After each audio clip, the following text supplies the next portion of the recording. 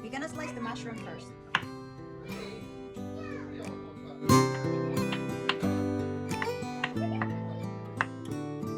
I have here 2 garlic, cloves of garlic.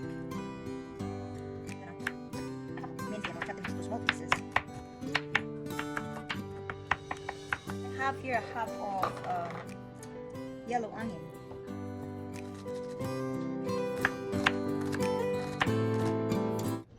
Mushroom, onion, garlic. And now we're gonna season the steak with just paprika, ground black pepper,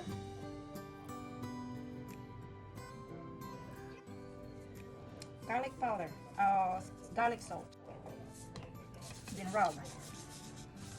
On pot again, but first things first, we're gonna sear the steak. So we're gonna sear the steak here.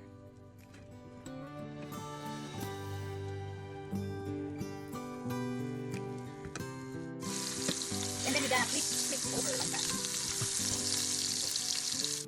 So I forgot to turn it on to look at that before that. So after I seared the beef, I added 1 tablespoon of butter again, and then saute the onion and garlic, and put in the 1/4 cup of flour and add with broth, beef broth. So it's just like this. Steak already, we're gonna put in the mushroom. So I'm gonna make a beef steak with mushroom gravy, but we have to cook it here all together.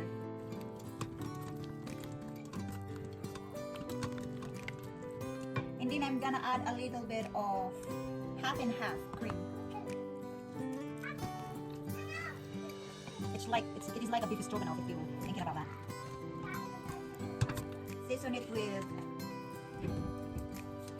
garlic salt,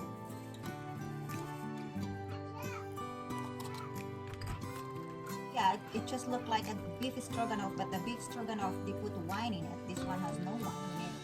Just a little bit of salt. And then I'm gonna put in the steak. I didn't slice this one, I just put it like that.